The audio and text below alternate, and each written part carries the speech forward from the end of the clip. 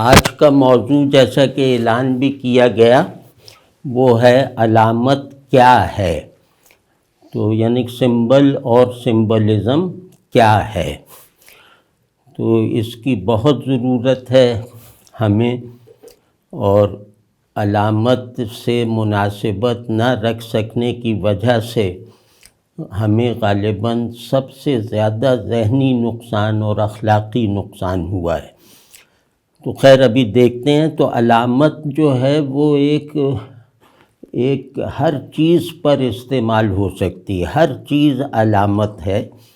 تو اسی وجہ سے تقریباً لفظ سے، ڈیزائن سے، فارم سے تعلق رکھنے والے ہر ڈسپلن میں، ہر علم میں ایک سمبلزم پایا جاتا ہے، اور ہر جگہ علامت کی ایک اپنی ڈیفینیشن جو ہے وہ دکھائی دیتی ہے۔ تو علامت کا مطلب یہ ہے کہ جہاں ہماری کویسٹ فار میننگ یعنی معنی کی تلاش کا عمل جس قابل ادراک اور لائق اظہار نقطے پر ختم ہوتا ہے، یا اس سے شروع ہو کر اس کی روشنی میں ختم ہوتا ہے، اس نقطے کو علامت کہتے ہیں، سمبل کہتے ہیں۔ اور ذہن کا اس طریقے سے مانوس ہو جانا، یعنی اپنے آبجیکٹس کو علامت سمجھ کر اپنے آبجیکٹس کو علامت کے طور پر موضوع بنانا، یہ ذہن کی خلقت میں داخل ہے۔ اور اگر ہم ذہن کے اس بنیادی ترین مطالبے اور مجموعی مزاج کی رعایت نہیں رکھیں گے تو پھر وہی حال ہوگا جو اب ہمارا ہے، کہ ذہن جو ہے وہ فارمز میں بھی جو پست ترین فارمز ہیں ان تک کورسپونڈنس کا قیدی بن کے رہ گیا ہے۔ تو خیر، تو جیسا میں نے کہا کہ ہر ڈسپلن میں، ادب میں دیکھیں تو وہاں ایک سمبلزم اور سمبل کی تعریف ہے، لسانیات میں ہے، فلسفے میں ہے، آرٹس، فائن آرٹس میں ہے، اور میتھمیٹکس میں ہے، اور اسی طرح عرفانیات میں ہے۔ عرفانیات جس کا یہ ترجمہ میں صحیح نہیں سمجھتا لیکن معروف ہے،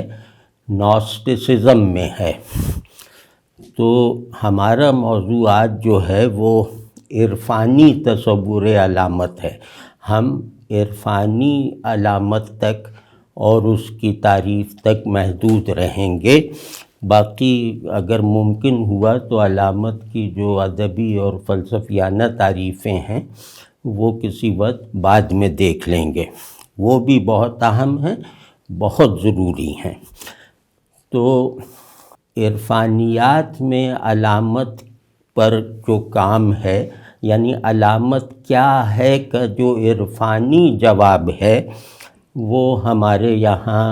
مثال کے طور پہ ابن عربی اس کے امام ہیں سمبلزم کے، رومی ہیں، اسی طرح بہت سے صوفی شعراء ہیں، بہت سے نہ صحیح تھوڑے صوفی شعراء ہیں، بڑے شاعر، حافظ، سنائی وغیرہ۔ اور اسی طرح ہمارے یہاں جو ایک خاص پینٹنگ کی روایت تھی، وہ روایت علامتی نظام پر مبنی ہے۔ اس کے علاوہ جو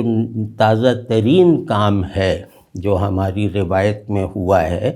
سمبلزم کے حوالے سے، وہ پیرینیل فلسفی کا جو اسکول ہے ان لوگوں نے کیا ہے، اور ان میں سب سے نمایاں نام میرے خیال میں رینیگینو کا ہے، جن کا اسلامی نام تھا، وہ مسلمان ہو گئے تھے، ان کا نام تھا عبد الواحد یاحییٰ۔ اور انہی کے ساتھ سمبلزم کی سیم ڈیفینیشن پر رہتے ہوئے سمبلز کے تعین میں مختلف ایک اور کام بھی ہوا ہے، وہ فردجوف شوان کا ہے۔ یہ بھی مسلمان ہو گئے تھے، اور ان کا نام تھا عیسیٰ نور الدین۔ یہ دونوں شاذلی سلسلے میں سے تعلق رکھتے تھے، اور ان دونوں کے شیخ الگ الگ تھے لیکن سلسلہ ایک تھا، اور فریجوف شوان پر رینیگینوں کے اثرات بہت زیادہ ہیں، اور لیکن یہ کہ آگے چل کر شوان رینیگینوں کے بعض تصورات سے جو ہے وہ منقطع ہو گئے تھے، مطلب ان سے الگ ہو گئے تھے۔ تو یہ تو ایک ضروری تفصیل ہے جو آنی چاہیے تھی۔ لیکن یہ لوگ نوسٹکس ہیں، رینیگینو اور فریجوف شوان، یا پیرینیل فلسفی یا اسکول آف ٹریڈیشن سے تعلق رکھنے والے لوگ، یا اکثر لوگ یا ان کے بڑے لوگ، یہ نوسٹکس ہیں، یعنی بنیادی طور پر یہ نوسٹک ہیں، اور اس میں جزوی طور پر مسلمان، عیسائی اور ہندو وغیرہ ہیں۔ یہ سمجھنا ضروری ہے اس دبستان کے بارے میں۔ تو ان کے یہاں نوسٹک کا کردار یہ ہے کہ ایک جو ٹریڈیشن ہے، یعنی ایک ڈیوائن ٹریڈیشن ہے، جو ابن عربی کے یہاں جس کو مرتبہ وحدت کہا جاتا ہے، یعنی پہلا تعین، پہلا تنزل۔ تو وہاں جو ہدایت ہے، وہاں جو وحی سے پہلے کا ایک ماحول ہے اللہ کی معرفت کا، الوہیت کے، عرفان کا، وہ وہاں پر سب ادیان جو ہیں وہ الگ الگ تشخص نہیں رکھتے۔ یوں کہنا چاہیے کہ وہیں سے، اس نقطے سے سب ادیان، یعنی وحی پر مبنی ادیان اسی نقطے سے صادر ہوئے ہیں۔ تو یہ تمام ادیان جو اپنی اپنی صورت میں ایک دوسرے سے ممتاز، مختلف اور کہیں کہیں متصادم بھی ہیں، تو ان کی اصل جو ہے وہ جو مرتبہ وحدت ہے، جس کو دی ٹریڈیشن کہیں، وہ ہے تو نوسٹک وہاں سے اپنے معارف اخذ کرتا ہے جہاں ادیان الگ الگ وجود نہیں رکھتے تھے، بلکہ دین اور وحی کا بھی کا عمل بھی شروع نہیں ہوا تھا۔ تو یہ قبل از وحی جو وہ مرتبہ ہے اللہ کو پہچاننے کا، اللہ کے یعنی ادراک کا لفظ تھوڑا محتاط ہو کر استعمال کرنا چاہیے، یعنی اللہ کے عارف کا وہ مقام جب نبی پیدا نہیں ہوئے تھے، جب وحی کا سلسلہ شروع نہیں ہوا تھا، یہ لوگ اس مرتبہ عرفان سے اپنے معارف اخذ کرتے ہیں، ان پر وہاں سے تجلی عرفانی ہوتی ہے۔ تو یہ ان لوگوں کا جیسے بنیادی ترین ایک تصور ہے۔ تو اس وجہ سے ہمارے لیے یہ چیز، اور ہاں دوسرا یہ کہ پیرینیل فلسفی یا پیرینیل وزڈم، یہ وہی ہے جو وحی سے پہلے تھی۔ اس وقت تک اللہ کا اظہار، اللہ کا ظہور بلا واسطہ تھا،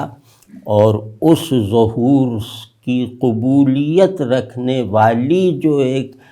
ایک پری اینٹیفائڈ جو پرسیپشن تھی، وہ یہ انٹلیکٹ تھی، یا جس کو کیا کہتے ہیں پیرینیل وزڈم تھی۔ تو اس صورت میں پیرینیل وزڈم انبیاء پر آنے والی وحی کے مقابلے میں کلیت رکھتی ہیں۔ انبیاء پر آنے والی وحی شرعی احکام وغیرہ کی وجہ سے، مخاطبین کی وجہ سے، زمان و مکان میں واقع ہونے کی وجہ سے، غرض مختلف اسباب سے جزوی ہوتی ہے۔ تو ایک ایسا جز جو کل سے سند حاصل کرتا ہے، کل سے تصادم اور اختلاف نہیں رکھتا، لیکن اپنی ساخت میں ہوتا جزو ہے، تو اس لیے ان کے یہاں یہ جیسے ایک عام مزاج ہے کہ اسلام شرط نہیں ہے، یعنی کہ رسول اللہ صلی اللہ علیہ وسلم کا لایا ہوا دین قبول کرنا اسکول آف ٹریڈیشن میں شرط نہیں ہے۔ جن لوگوں نے قبول کیا ہے وہ انہوں نے اس پہلو سے کیا، نک فرتجوف شوہان اور رہنے گہنوں نے، کہ یہاں پر یونیورسل کی ایک زیادہ مضبوط پرٹیکولرائزیشن ہے، تو ہمیں پرٹیکولر میں بھی رہنا ہے، تو وہ پرٹیکولر انہوں نے اسلام کی صورت میں قبول کیا، لیکن ان کی ساری پرسیپشن، ان کے معارف کا سارا لکیل وہ غیر نبوی ہے۔ غیر نبوی سے مراد یہ کہ یہ حق کا شعور پیرینیل وزڈم میں رکھتے، پیرینیل وزڈم کے حامل ہیں، اور حق کا شعور بلا واسطہ رکھتے ہیں، اور اس کے ساتھ، اس شعور کے ساتھ وہ حق کی کسی ایک منظم مینیفیسٹیشن کو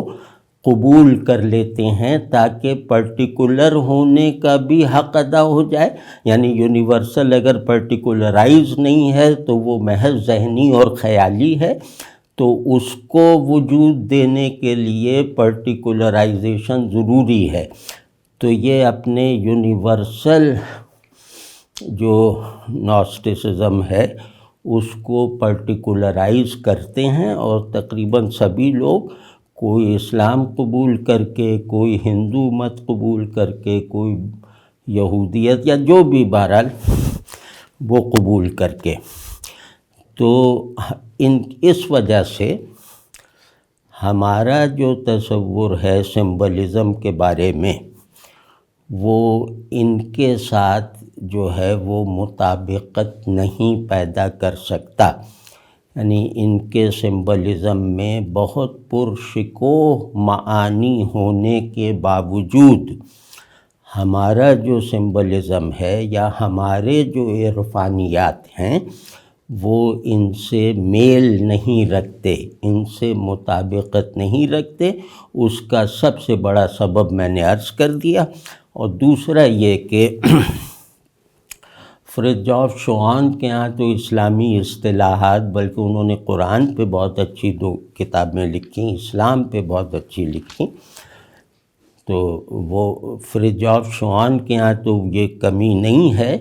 لیکن رہنے گہنوں کے یہاں وحی کا، نبوت کا تصور غائب ہے، اگر کہیں ہے تو بہت ہی غیر امتیازی انداز سے ہے۔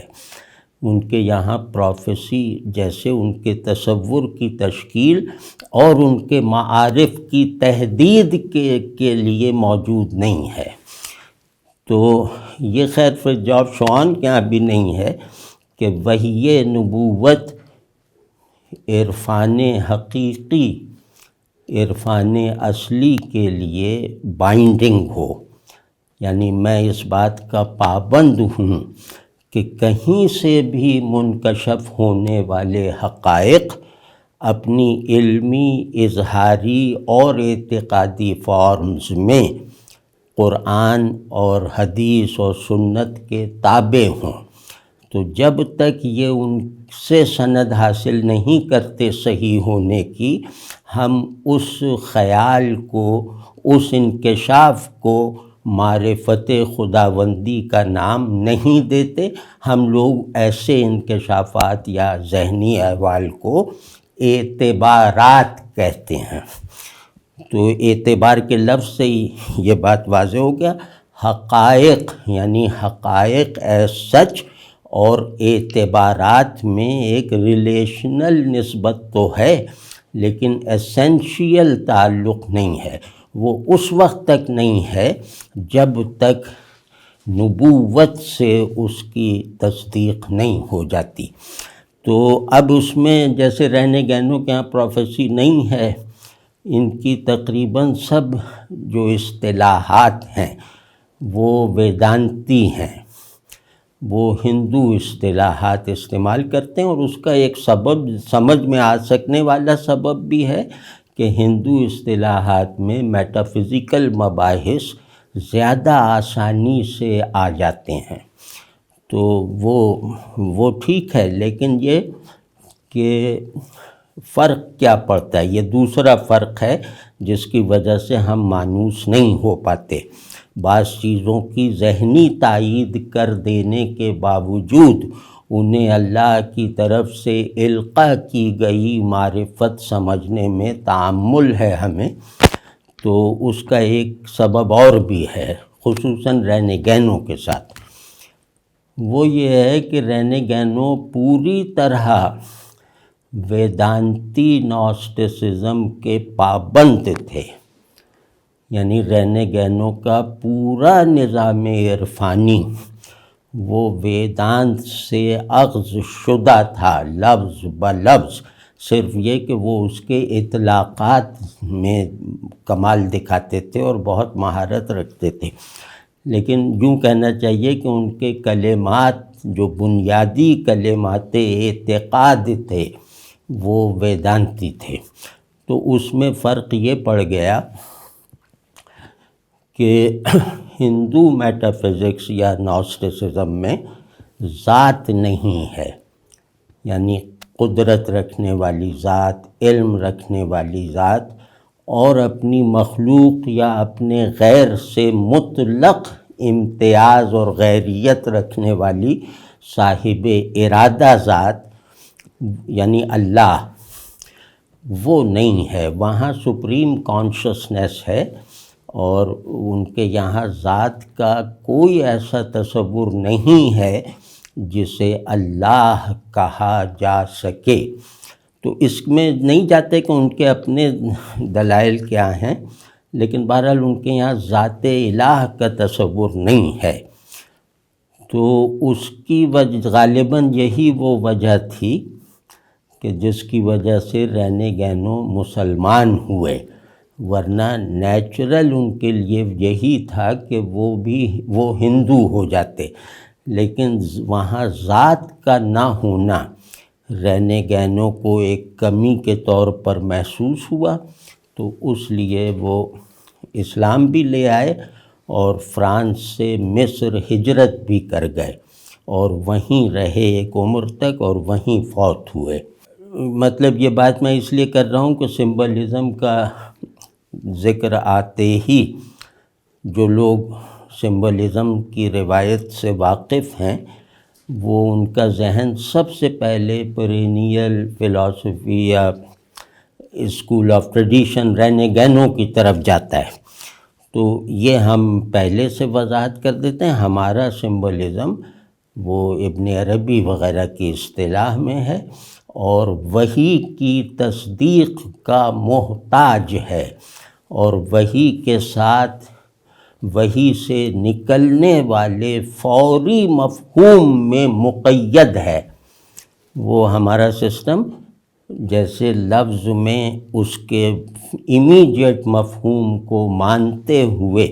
اس کے گہرے معانی میں کی تلاش میں غواصی کرنے سے پیدا ہوتا ہے، اس کے باہر سے نہیں۔ تو خیر، اب ہمیں یہ دیکھنا ہے کہ ہمارے عرفانی ڈسکورس میں علامت کی تعریف یا اس کی حیثیت وہ کیا ہے، اس کا مرتبہ کیا ہے۔ علامت تو سب سمجھتے ہیں کہ ایک چیز خود کو دکھاتے ہوئے اپنی اندیکھی اصل کو بھی گویا دکھا دے، تو جو چیز علامت بنتی ہے وہ اپنی فارم میں باقی رہتی ہے، اپنی فارم کی نفی نہیں کرتی، لیکن بیانڈ فارم اس ایسنس کو بھی کنوے کر دیتی ہے جو اس کی بنیاد ہے، اس کی اصل ہے، اس کی حقیقت ہے۔ یہ ذرا ذہن میں رہے۔ علامت اور علم وغیرہ کا اشتقاقی تعلق ہے کہ وہ ہر چیز علم بنتی ہے اپنے سے بالا تر حقیقت کا۔ تو ہماری اصطلاح میں علامت یا سمبلزم یہ دونوں میں زیادہ فرق نہیں ہے، بلر کر جاتے ہیں، تو وہ ہے کہ وجود کے مراتب ہیں. ہمارے عرفانی ڈسکورس میں وجود کے مراتب ہیں. تو ان مراتب وجود کے آپس میں مربوط ہونے اور متحد الاصل ہونے، یعنی ان کی اصل ایک ہے، ان کی تعداد 6-7 ہوگی لیکن اصل ایک ہے. تو ان مراتب کے داخلی ربط کے ساتھ ان کی اصل واحد کا عرفان، اس کا انکشاف، اس کا ادراک، اور اس عرفان اور ادراک کے لفظی صوری یعنی صورت والے احساساتی تخیلی احوال وغیرہ کا اظہار، یہ علامت ہے یا سمبلزم ہے. اظہار کی جہت سے دیکھیں گے تو یہ علامت ہے، ادراک کے پہلو سے دیکھیں گے تو یہ سمبلزم ہے. تو ایک تو یہ اس کا بنیادی ترین کردار ہے جس کو ذہن میں موجود سمبلزم کے جوہر کو ابھارے بغیر سمجھا نہیں جا سکتا، دیکھا نہیں جا سکتا، کیونکہ علامت آنکھ اور ذہن اور قلب تینوں کو ان کے الگ الگ مناظر دکھاتی ہے ایک ٹرانسینڈنٹ وحدت کے ساتھ. بس اب یہ تھوڑا مشکل ہوگا لیکن اس کو ذرا سمجھنے کی کوشش کیجیے گا. اسی طرح اس کا ایک بہت بڑا جو لازمی وہ کردار ہے جس میں ہم علامت یا سمبلزم کے گویا ایک طرح سے پابند یا محتاج ہیں، وہ یہ ہے کہ وجود اور شعور یہ اپنی ماہیت میں ایک ہیں. اس چیز کو، اس حقیقت کو ریئلائزیبل اور ورکیبل بنا دینا یہ سمبلزم ہے. یعنی ایک وجود اور شعور ایک ہی سمبولک ایسنس کے حامل ہیں، ایک ہی ایسنس کے حامل ہیں، اور وہ ہم اس وحدت تک نہیں پہنچ سکتے جب تک ہم اپنے شعور اور وجود یعنی کہ اپنے تمام آبجیکٹس اور سبجیکٹس کو سمبلائز نہیں کریں گے، ایک پہلے سے طے شدہ سمبلائزیشن کے عمل سے نہیں گزاریں گے. تو ایک تو یہ کہ اب آپ خود دیکھ لیجئے کہ یہ کتنا بڑا فائدہ ہے کہ ہمیں احساس تو ہوتا ہے بعض حساس لوگوں کو کہ ذہن اور زندگی، وجود اور شعور، فارم اور ریئلٹی، ان میں دوئی ظاہری ہے، اصل میں یہ ایک ہیں. یعنی کہ کوئیڈیٹی کہتے ہیں نا، کوئیڈیٹی ایسنس اس میں ایک ہیں، وجود بھی اور وجود کا شعور بھی. اسی طرح اب یہ رفتہ رفتہ ہم جیسے زیادہ پریگمیٹک ہوتے ہوئے جا رہے ہیں. پہلے ہم نے علامت کو دیکھا اس کے میٹافزیکل در و بست میں، اور ابھی بھی وہی کر رہے ہیں، لیکن نیچے جاتے جاتے انشاءاللہ یہ جیسے ہم سے قریب آتی جائے گی. یہ ایک نزولی عمل ہے. بھائی ایک دو اصطلاحیں ہیں جو ہماری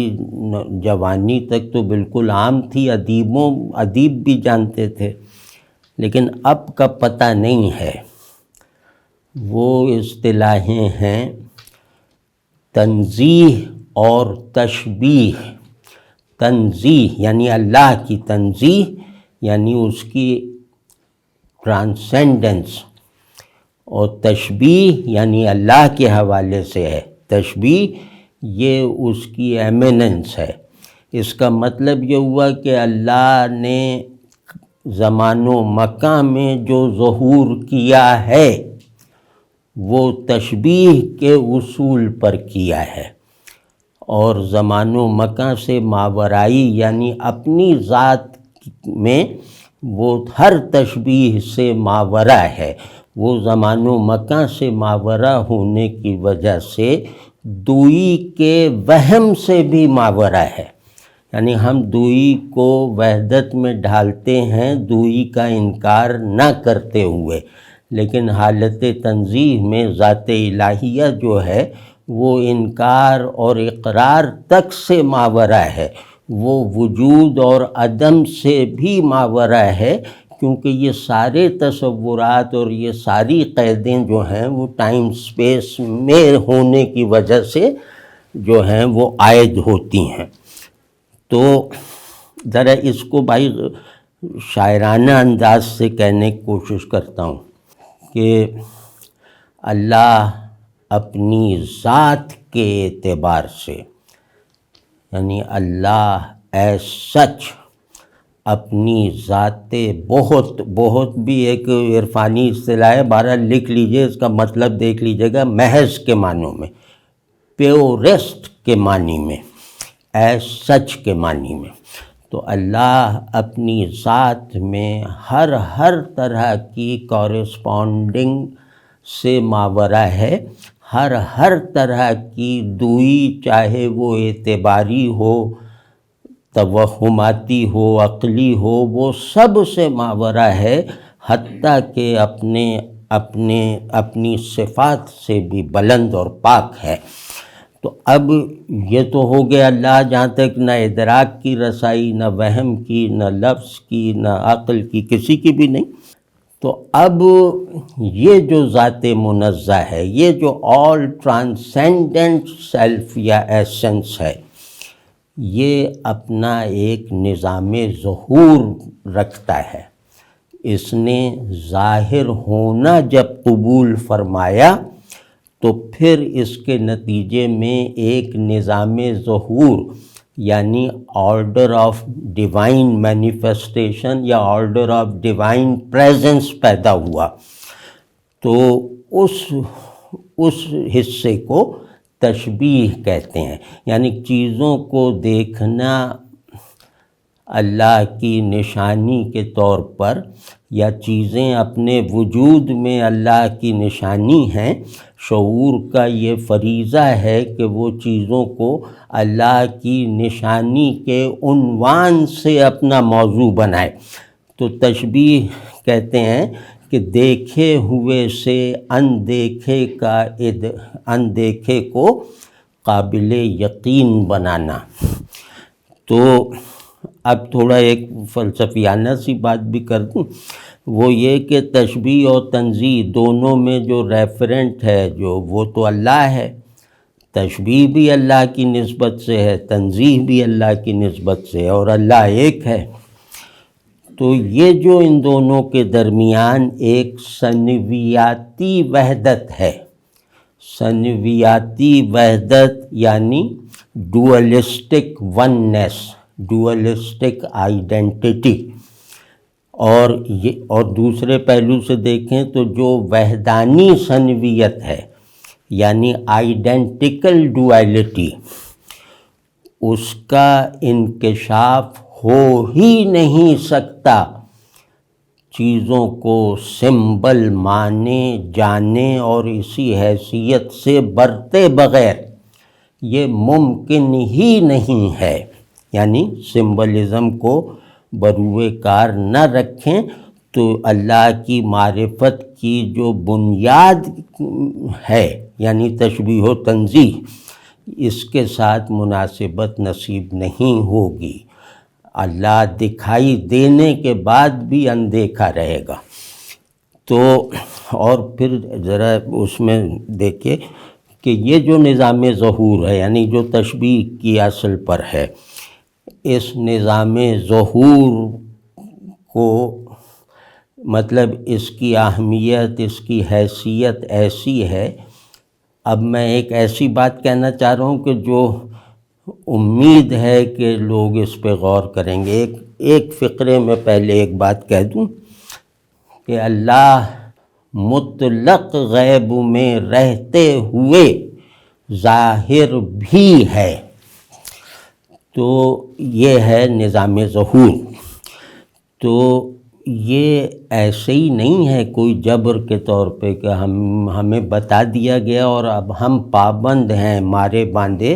اسی طرح چیزوں کو دیکھنے کے کہ یہ اللہ کی نشانیاں ہیں. نہیں، ایسا نہیں ہے، بلکہ یہ جو سمبلزم ہے یعنی علامت کا یہ جو علمی اور ذہنی جو مرکزیت والا درجہ ہے، یہ شعور کی ماہیت کا جوہر ہے. علم کی تشکیل نہیں ہو سکتی ذہن میں سمبلزم کے بغیر. ذہن اپنے حاصلات کو ری ارینج کرتا ہے، ادھر ادھر کرتا ہے، انہیں مختلف نسبتیں دیتا ہے، ان کو ایک دوسرے سے متضاد یا موافق بنانے کے فیصلے کرتا ہے. یعنی کثرت میں وحدت کا ایک مرکز قائم کرنے کی کوشش کرتا ہے. یہی علم کی تشکیل ہے. تو اب آپ دیکھ لیں کہ علم کی تشکیل ممکن ہی نہیں ہے چیزوں کو یعنی فارمز تک محدود رہتے ہوئے. دو فارمز ممکن ہی نہیں ہیں کہ ایک دوسرے سے وجودی ربط پیدا کر سکیں جب تک وہ دونوں سمبلز نہ ہوں، اور دونوں کا سمبل ہونا ایک ہی حقیقت پر اشارہ نہ کرتا ہو. تو اب آپ سمجھیں آفاق کا یعنی نظام وجود بھی یہی ہے کہ ہر شے دوسرے سے غیریت بھی رکھتی ہے اور اتحاد بھی رکھتی ہے. یہی نظام شعور ہے، کیونکہ جب وجود کا نظام علامت پر ہے، جب وجود کا پورا آرڈر وہ واضح طور پر ایک علامتی در و بست رکھتا ہے، تو یہ ممکن نہیں ہے کہ میرا ذہن اسی خلقت پر نہ بنا ہو، کیونکہ ذہن کے پاس ایک ہی آبجیکٹ ہے نا کہ وجود کیا ہے. تو حق کے نظام ظہور کی فطرت پر سے باخبر اور مانوس شعور وہ ممکن ہی نہیں ہے کہ ادراک یا عمل میں آئے اس سمبلزم کے بغیر. اس کے آبجیکٹس سمبلز ہیں. اس بنیادی کلیے میں رہتے ہوئے ہی ذہن حرکت کر سکتا ہے، ورنہ وہ سویا ہوا ہے، ورنہ وہ نزع میں ہے، ورنہ وہ مردہ ہے، اور وہ علم کی تعمیر کے عمل میں ایک معمولی سے مزدور کا کردار بھی ادا نہیں کر رہا. تو اسی طرح علامت یہ ہے دیکھے ہوئے اور اندیکھے کے درمیان ایک برزخ، یعنی جو اندیکھے سے کنیکٹ رکھتا ہے، دیکھے ہوئے سے تعلق پیدا کر لینے کے نتیجے میں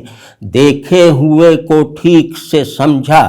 تو وہ دیکھا ہوا اپنے اوپر کم یقین دلوائے گا، اندیکھے پر زیادہ یقین کا موقع فراہم کرے گا.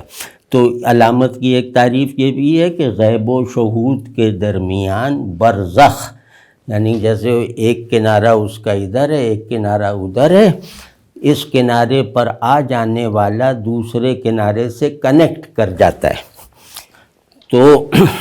واضح ہے نہیں بات، یعنی کہ ظاہر کا ظاہر رہتے ہوئے، یعنی ایک شے ظاہر ہے، اس کے ظاہر ہونے کا انکار کیے بغیر اس کے ظاہر ہونے کو جاری رکھتے ہوئے اس کو باطن کے مظہر کی حیثیت سے دیکھنا، یہ جو پورا ویو ہے، یہ ذہن کی جو ایسنس آف سمبلائزیشن ہے اس کے بغیر ممکن نہیں ہے، یا ذہن کا یہ جوہر اس تصور یا اس اسکیم آف ایگزسٹنس کے بغیر ممکن نہیں ہے. تو یعنی جو شے ظاہر ہے، وہ شے فرض کیا کہ گلاس ہے تو گلاس کی حیثیت اس کی ختم نہیں ہوگی، بلکہ وہ گلاس ہی کہا جائے گا، اس کا نام جو ہے وہ یہی لیا جائے گا، لیکن اس نام سے پیچھے اس کے وجود کی پرنسپیلٹی کے مراحل کو دیکھتے ہوئے ہم اس کی اس حقیقت تک گویا پہنچتے نہیں ہیں، بلکہ اس حقیقت کو بھی منکشف پاتے ہیں اپنے اوپر، جو صرف اس کی حقیقت نہیں ہے، سمندر کی بھی وہی حقیقت ہے۔ تو چیزیں اپنے ڈفرینسز سے، اپنے وہ جو جبر کثرت ہے اس سے نکلتی ہیں علامت ہونے کے بل پر۔ تو ایک اور اس میں ایک نیہلسٹک پہلو بھی ہے۔ سب سے بڑی بائنری، سب سے بڑا تضاد کن دو لفظوں یا تصورات میں پایا جاتا ہے؟ یعنی دو بڑے پولز ہیں جن میں سے کوئی بھی کم نہیں ہو سکتا، کوئی بھی منہا نہیں ہو سکتا، لیکن یہ دونوں ایک دوسرے سے متضاد ہیں۔ تو ایسے دو پولز کون سے ہیں؟ بہت سے ہیں، جیسے خیر و شر ہے، تاریکی اور روشنی ہے، بہت سارے ہیں۔ اور انتہا یہ کہ حق و باطل، یہ دو بہت مکمل بائنریز ہیں، لیکن سب سے بنیادی جو یہ پولیرٹی ہے، متضاد پولیرٹی، وہ ہے وجود و عدم کی۔ اس کے پیچھے کوئی پولرائزیشن نہیں ہے، اس کے پیچھے بس ایک ہے۔ تو وجود و عدم جو تقدیری متوازی اور متضاد پولز ہیں، پرسیپشن کے بھی اور ایگزسٹنس کے بھی، سمبل ان دونوں کے تضاد کو پروڈکٹیو بنا دیتا ہے، ان کے تضاد کو ایک نئی وحدت فراہم کر دیتا ہے۔ تو اس میں کسی وقت بے دل کے جو نتھنگنیس پر میں نے ایک گفتگو کی ہے، وہ جب آئے گی سامنے تو اس سے یہ اور زیادہ واضح ہو جائے گا کہ عدم ہے تو وجود نہیں، وجود ہے تو عدم نہیں، عدم نہ ہو تو بھی وجود نہیں، اور وجود نہ ہو تو بھی عدم نہیں۔ ایسی مکمل پولرائزیشن ہے ان میں۔ تو ان دونوں جہت تضاد کو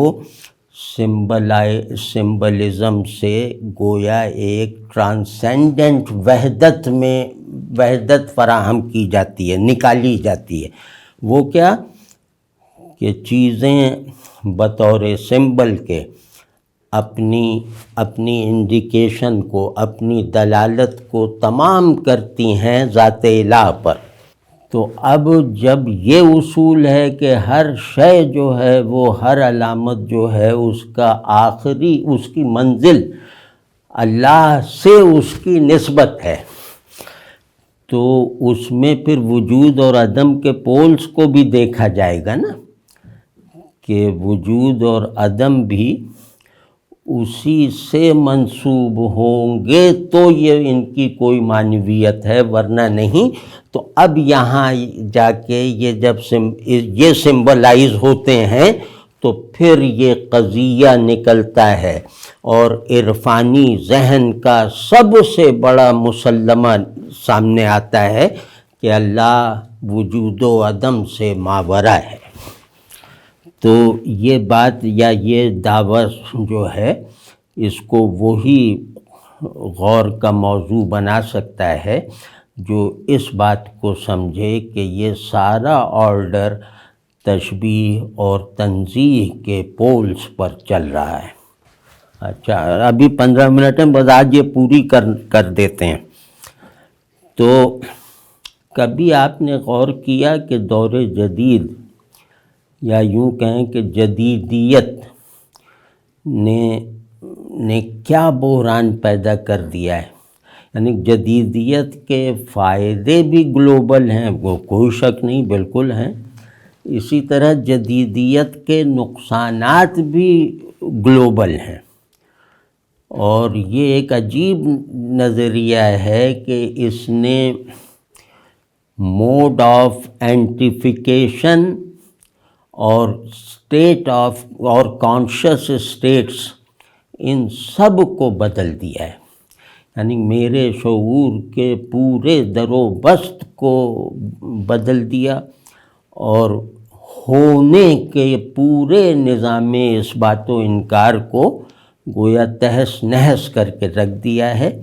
یعنی چیزیں سمبل نہیں رہ گئیں۔ چیزوں کے سمبل نہ ہونے کی وجہ سے میرے اندر میرے آبجیکٹس ایک تیقن رکھنے والا علم نہیں فراہم کر سکتے، یعنی علم کو ایک اس تیقن سے محرومی کا سامنا ہے جس تیقن کو تجربے کی شہادت ضروری نہیں، جس کو امپیریسائز کرنے کی ضرورت نہیں، جیسے معنی ہے۔ معنی ایک میٹافزیکل اینٹیٹی ہے، تو انہوں نے چیزوں کے میٹافزیکل ایسنس کو ذہن سے لے کر شے تک انہوں نے برباد کر کے رکھ دیا ہے۔ اب سب چیزیں آپ ذرا غور کیجئے کہ کائنات بہت بڑی ظاہر انہوں نے دکھا بھی دی، سب چیزیں آنکھ کا موضوع بن گئی ہیں، یعنی کائنات کا جو سائز بتایا جاتا ہے وہ مطلب ایسا ہے کہ بس کیمرے سے آ گیا تو دیکھ لیا، وہ ہمارے ذہن میں علم کی تشکیل کے عمل کی بنیاد نہیں بنتا، وہ کائنات کے ساتھ ہمارے احساساتی اور تخیلی تعلق میں کوئی چیز جو ہے وہ کنٹریبیوٹ نہیں کر پاتا۔ ہم ایک معوف ذہن اور ایک 6x6 بینائی رکھنے والی آنکھ کے ساتھ رہنے پر مجبور ہوتے جا رہے ہیں۔ تو کیونکہ علم کا تصور، علم کی تعریف، علم کا مقصد، یہ سب بدل دیا گیا ہے محض اس لیے کہ چیزیں اپنے میٹا فزیکل ریلیشنز سے کٹ جائیں۔ تو اس کے ظاہر ہم بہت سارے وہ دیکھ رہے ہیں کہ نفسیاتی نقصان واضح ہے، گلوبل سطح پہ واضح ہے کہ ایک گراوٹ اور پستی پیدا ہو گئی ہے مزاج میں، خود غرضی پیدا ہو گئی ہے انفرادیت وغیرہ کے نام پہ، پھر ایک میننگ لیسنس کا احساس وہ رہ کر جو ہے وہ دماغ کو شل کرتا ہے، اور دماغ اس سے لڑ ہی نہیں پاتا کیونکہ آپ نے علم کے تصور کو بدل کے اس کی ساری اسکیم کو منقلب کر دیا۔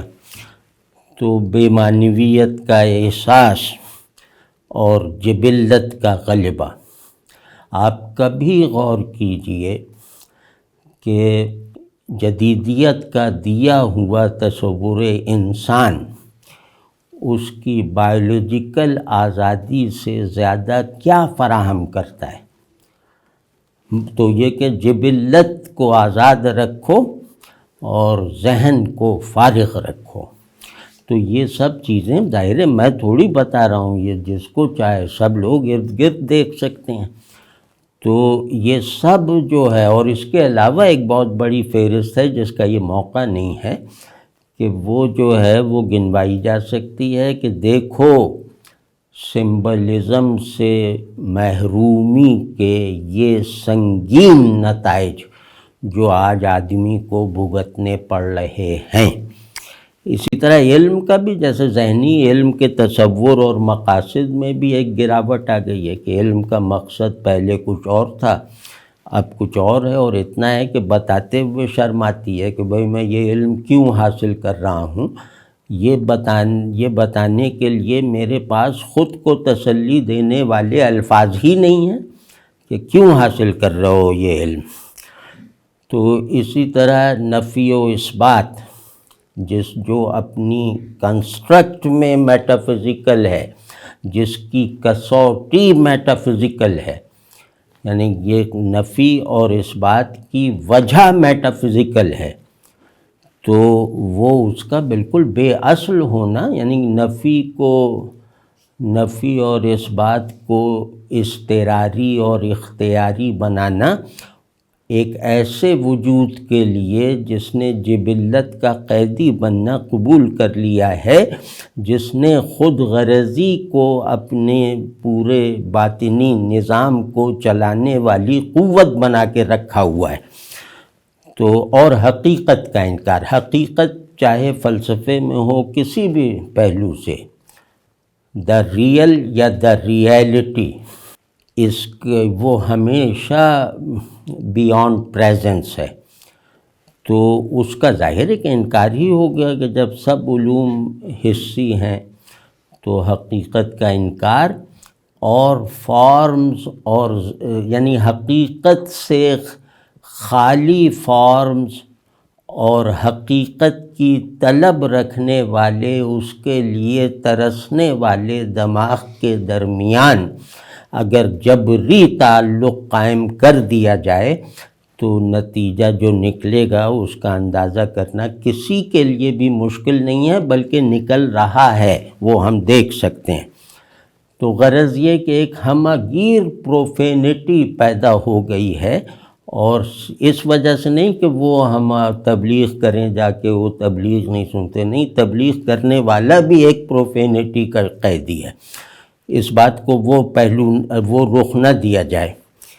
ایک ہمہ گیر پروفینٹی ہے جو ڈیوائن کو ماننے والوں پر بھی طاری ہے اور ڈیوائن کے انکار کا بھی محرک ہے۔ تو اب اللہ کو ماننا اور نہ ماننا، ان دونوں میں پروفینٹی آ گئی ہے یکساں رفتار سے۔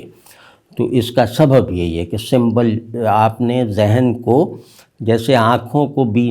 کو کان بنا دیا، کان کو کہہ رہے ہیں آنکھ ہے، تو اس طرح کے التباسات جدیدیت نے پیدا کر دیے ہیں، اور مذہبی ہوں یا غیر مذہبی سب لوگ اس کی لپیٹ میں آئے ہوئے ہیں، الا یہ کہ جو ایک روحانی حمیت رکھتے ہیں۔ تو اب اس میں تھوڑا سا لائٹر اس میں سائٹ پہ جا کے آخر میں یہ عرض کر دوں کہ شاعری میں علامت اور لسانیات میں علامت وغیرہ یہ دیکھیں گے انشاءاللہ، لیکن وہ کیونکہ لمبا سلسلہ ہوگا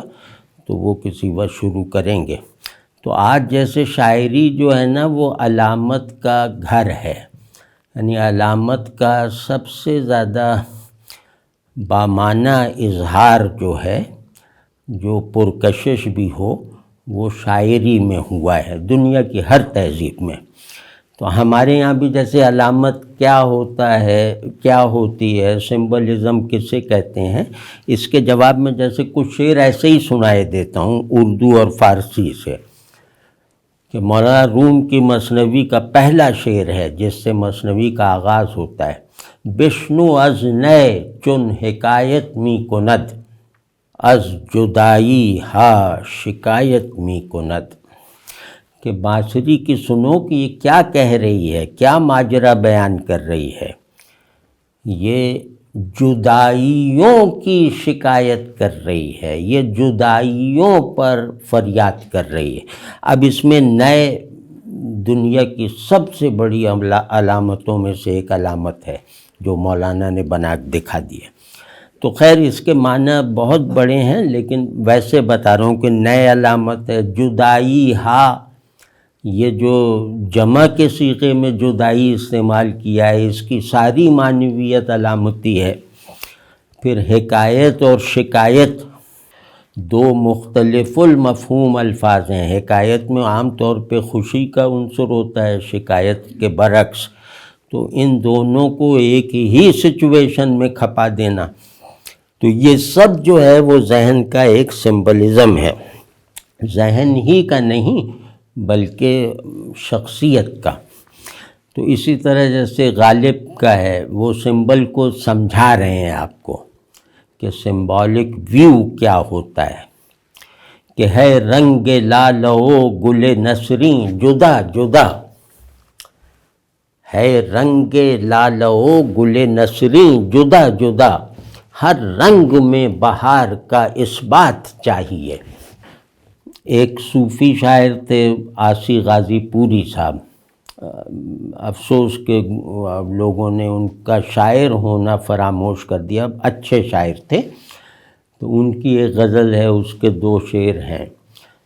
کہ قطرے میں کچھ نہیں پانی کے سوا کیا کہیے، قطرے میں کچھ نہیں پانی کے سوا کیا کہیے، بات کہنے کی نہیں ہے بخدا کیا کہیے، اور لالو گل میں اسی رشک چمن کی ہے بہار، لالو گل میں اسی رشک چمن کی ہے بہار، باغ میں کون ہے اے باد صبا کیا کہیے۔ اب یہ آپ دیکھ رہے ہیں وحدت الوجودی تناظر ہے، اور سمبلزم جو ہے وحدت الوجود کے علاوہ کہیں محفوظ نہیں ہے۔ وہ سمبلزم جس کے بغیر قرآن نہیں سمجھا جا سکتا، دین نہیں جانا جا سکتا، کسی بھی علم کو جو ہے وہ آتھینٹک نہیں بنایا جا سکتا، وہ سمبلزم جو ہے اگر کہیں محفوظ ہے یا اگر اس کا کوئی اس سے پیدا ہونے والا ایک ورلڈ ویو اور ایک میٹا نیریٹو، وہ وحدت الوجود ہے۔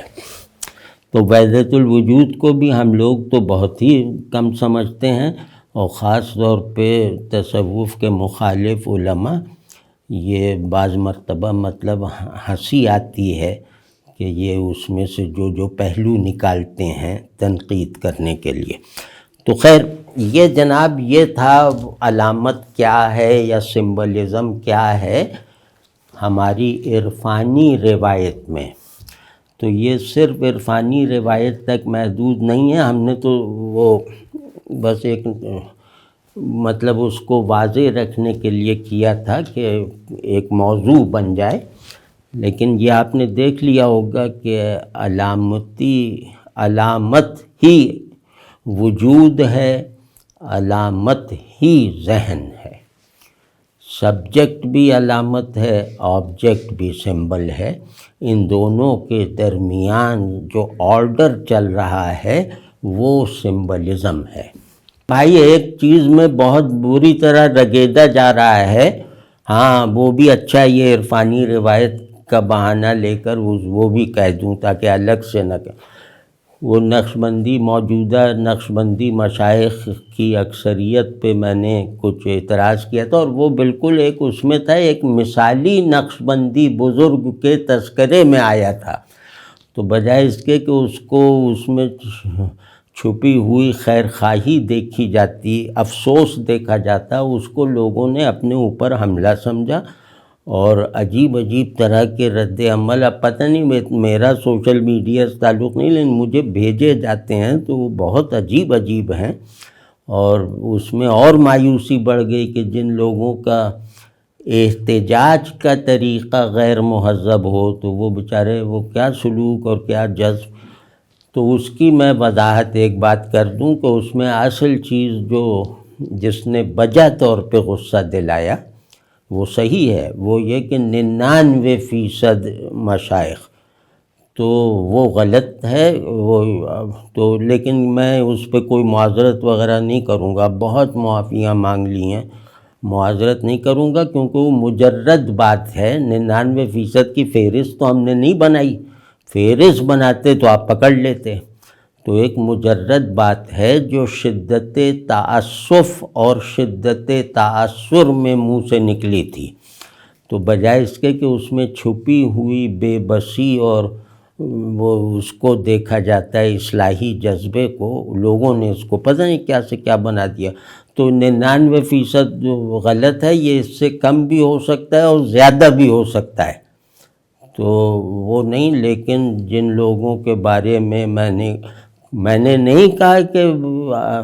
قبلہ حافظ ناصر الدین صاحب خاکوانی یہ ایک مثالی نقشبندی شیخ ہیں، ان کے کچھ خلفاء کو میں جانتا ہوں، ان سے میرے معاملات رہے ہیں، وہ مثالی شیخ بنیں گے انشاءاللہ۔ اور اس طرح جو ہے وہ صوفی نذر حسین صاحب اور اس طرح کے 2-3 اور بھی ہیں۔ تو ایسا نہیں ہے کہ یہ بے خبر، یا وہ پیر جماعت علی شاہ صاحب کے جو ہیں وہ موجودہ جو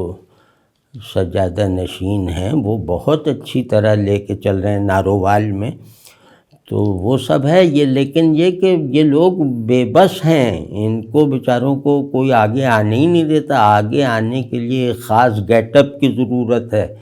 ایک خاص ڈیکورم کی ضرورت ہے، لاکھوں مریدوں کی ضرورت ہے۔ ارے لاکھوں مرید تم کیوں کرتے ہو؟ اتنوں کی ذمہ داری لے لو گے؟ تو بس بہرحال میری اگر مجھے زیادہ وہ ستایا تو میں پھر بہت شدت سے احتجاج میں بھی کروں گا، اور یہاں تک پہنچوں گا کہ تم بتاؤ کہ تم کتنا نقش بندیت جانتے ہو، اور ہم بتاتے ہیں کہ ہم کتنی جانتے ہیں، تو اس میں پھر پتہ چل جائے گا۔ تو اور تم نے کون سی منازل طے کی ہیں اور ہم نے کون سی کی ہیں؟ تم نے ان مراقبات کے نام بھی شاید کتابوں ہی میں پڑھے ہوں جو ہم نے کیے ہوئے ہیں۔ کبھی کیا ہے حقیقت صوم کا مراقبہ؟ کبھی کیا ہے دائرہ قیومیت کا مراقبہ؟ تو یہ ان سب میں نہ پڑھو۔ تو اس کے پیچھے ایک بے بسی جو ہے، ایک بے چارگی جو ہے، اور ایک مایوسی جو ہے، اس کو سمجھو اور اپنی اصلاح کرو۔